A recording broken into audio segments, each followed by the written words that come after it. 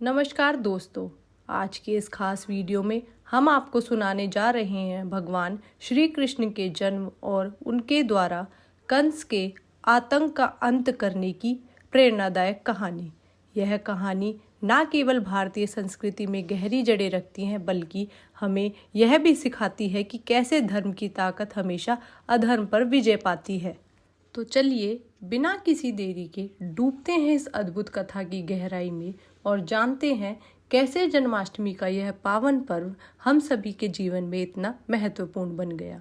कहानी शुरू होती है द्वापर युग के अंत में, जब मथुरा में उग्रसेन नाम के एक धर्मनिष्ठ राजा राज्य करते थे। उनके पुत्र कंस ने अपने पिता को धोखे से सिंहासन से हटा दिया और उन्हें जेल में डाल दिया। कंस ने मथुरा पर अत्याचार की हदें पार कर दी। वह अत्यंत क्रूर, निर्दयी और अहंकारी राजा था। उसके आतंक से मथुरा की जनता त्राही त्राही कर रही थी। कंस की बहन देवकी का विवाह वासुदेव से हुआ था।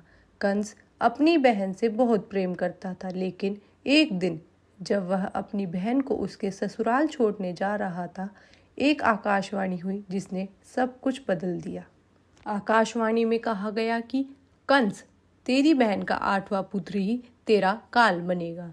यह सुनते ही कंस भयभीत हो गया और उसने देवकी और वासुदेव को मारने की ठानी।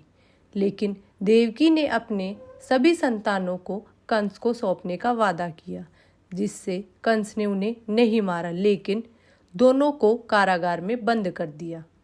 देवकी और वासुदेव के एक एक करके 7 बच्चों को कंस ने मार दिया। जब देवकी के 8वें पुत्र के जन्म का समय आया तो पहरा और सख्त कर दिया गया। लेकिन इसी दौरान वासुदेव के मित्र नंद की पत्नी यशोदा को भी बच्चा होने वाला था। यह वही समय था जब भगवान विष्णु देवकी और वासुदेव के सामने प्रकट हुए और कहा कि वे स्वयं देवकी के पुत्र के रूप में जन्म ले रहे हैं। भगवान विष्णु ने वासुदेव को आदेश दिया कि वह नवजात श्री कृष्ण को गोकुल में नंद और यशोदा के पास छोड़ आए और यशोदा की नवजात कन्या को कारागार में ले आए। प्रभु की कृपा से कारागार के सभी द्वार खुल गए और रक्षक गहरी नींद में सो गए। वासुदेव ने कान्हा को टोकरी में रखा और यमुना नदी पार कर गोकुल पहुँचे।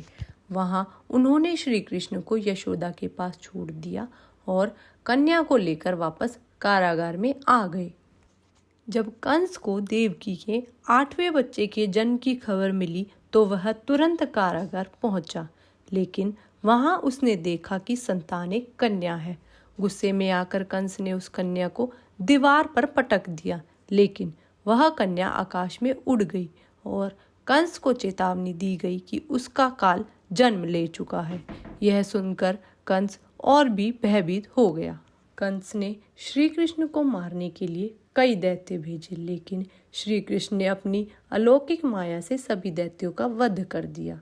जब श्री कृष्ण बड़े हुए तो उन्होंने मथुरा वापस आकर कंस का वध किया और अपने नाना उग्रसेन को पुनः राजा बनाया। इस प्रकार श्री कृष्ण ने कंस के अत्याचारों का अंत किया और धर्म की स्थापना की। तभी से उनके जन्मदिन को जन्माष्टमी के रूप में बड़े हर्षोल्लास के साथ मनाया जाता है। यह त्योहार हमें सिखाता है कि धर्म की विजय होती है और अधर्म का नाश। तो दोस्तों, यह थी भगवान श्री कृष्ण के जन्म और उनके द्वारा कंस के अत्याचार के अंत की प्रेरणादायक कहानी। इस कथा से हमें यह सीखने को मिलता है कि अधर्म कितना भी प्रबल क्यों ना हो, सत्य और धर्म की विजय हमेशा होती है।